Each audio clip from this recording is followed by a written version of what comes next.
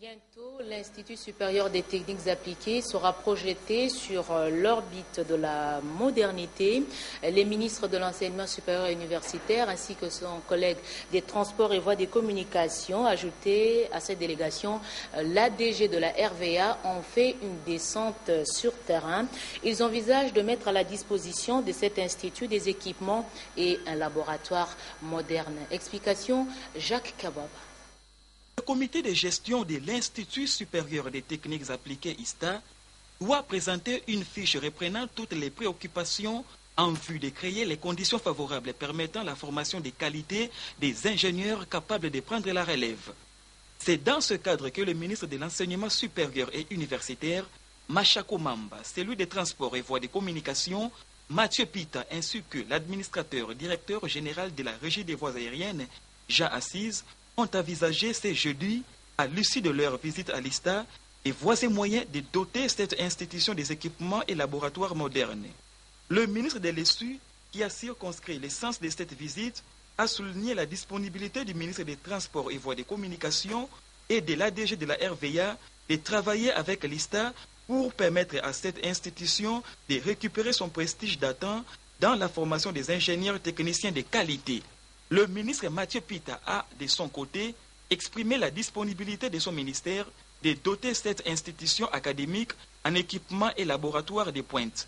Pour ce faire, il a demandé au comité de gestion de lui faire rapidement des propositions à ce sujet.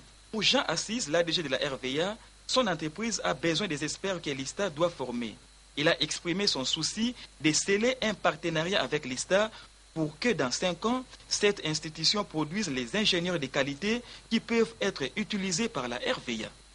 Après cela, le ministre Machako Mamba est descendu à l'Institut facultaire des sciences de l'information et de la communication. Ici, il a ému le vœu de voir l'IFASIC s'ouvrir sur le monde dans la formation des leaders d'opinion et de recyclage des professionnels de médias. Voilà, monsieur le directeur général, je reviens encore sur vous pour continuer notre échange. Alors, depuis un certain temps, vos abonnés disent avoir constaté des perturbations dans votre réseau. Ça rentre toujours dans le cadre de l'anniversaire ou vous avez une explication? Merci, madame. Je voudrais, avant peut-être de répondre, de dire à nos clients réellement toutes nos excuses pour ces perturbations qui, malheureusement, dans la technologie des télécommunications, arrivent souvent. Et particulièrement au mois de mai et juin, nous avons effectivement fait des promotions pour effectivement répondre aussi aux sollicitations de nos clients. Et effectivement, il s'est trouvé que cette promotion a connu beaucoup de succès, ce qui a amené quand même une congestion de notre réseau. Et je dois dire, depuis le mois de juillet, la situation est revenue à la normale et nous pensons qu'aujourd'hui, nos clients bénéficient entièrement d'un service de très haute qualité. Alors, puisqu'on parle de vos clients, dans le cadre de cet anniversaire, vous avez sans doute prévu quelque chose pour eux, pour leur permettre de fêter avec vous. Oui, effectivement, nous avons réellement prévu de fêter tout simplement.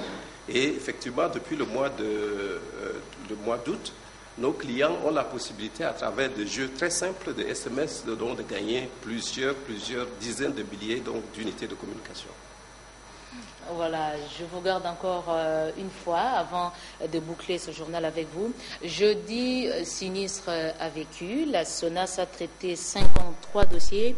Autre activité de cette entreprise publique, c'est la signature d'un procès verbal des travaux de l'audit interne avec le Conseil supérieur du portefeuille, Faiza Yeyemoubangbang. Les locaux du Conseil supérieur du portefeuille ont servi de cadre le mercredi 9 septembre 2008 à la signature du procès verbal des travaux d'évaluation et d'harmonisation du programme d'action de l'audit interne de la SONAS pour l'année 2008-2009. La SONAS a été représentée par l'ADG de cette entreprise, Mme Carole Aguito, et le Conseil supérieur du portefeuille par son président. À l'issue des travaux, la commission mixte a fait quelques recommandations pour faciliter l'exécution du programme 2009 approuvé. Par ailleurs, comme l'année de coutume, l'assureur de 5 chantiers, SONAS, a procédé aux indemnisations de ses clients à la FICIN ce jeudi 10 septembre 2009. 53 dossiers au total. C'est que s'il y a un problème, vous pourrez rentrer dans votre droit sans problème. Hein. Et là, c'est une assurance, vous proposez l'assurance, mais vous êtes au moins sûr que si vous arrivez quelque chose, on pourra vous indemniser. Ça va très bien. Tous les jeudis sinistres, nous sommes là au rendez-vous. Donc, quelle que soit la situation de la SONAS, nous devons donner priorité au paiement des sinistres. Parce que c'est notre raison d'être. Nous sommes là toujours présents. Nous avons traité beaucoup de dossiers. Nous avons au moins 70 à 80 dossiers, mais nous avons payé plus de la moitié. Chaque jeudi, nous payons, suivant les dossiers s'ils sont prêts ou pas. Voilà. Et puis cette nouvelle qui va sans doute vous intéresser, à partir de lundi 14 septembre prochain, le sac de ciment gris se vendra à 14 $ américains, soit près de 12 000 francs congolais.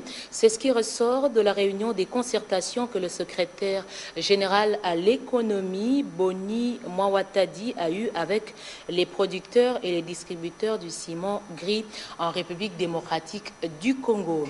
L'armée et demeure apolitique, message du général de brigade de la 3e région militaire des FARDC. C'était au cours d'une causerie morale avec les militaires et les policiers de Mbandaka, c'est dans la province de l'Équateur. Bolemba wa Bolemba. De par sa mission, l'armée est la gardienne de la paix et de l'intégrité nationale. Et puis en conséquence, qu'être républicaine, c'est-à-dire nationale et apolitique. Nationale et apolitique, il est aussi la police, gardienne de la sécurité des biens et des personnes. Deux structures appelées à être au service non d'un chef mais du peuple, qui va de leur respect par ce même peuple. Le général de brigade Ekouchou, de la 3e région militaire, a invité dans sa causerie morale militaires et policiers à faire preuve d'amour de leur pays et de discipline. Et cette discipline existe, martèle-t-il, mais elle doit être renforcée par le comportement de chacun d'eux, qui n'ont rien à voir avec la politique.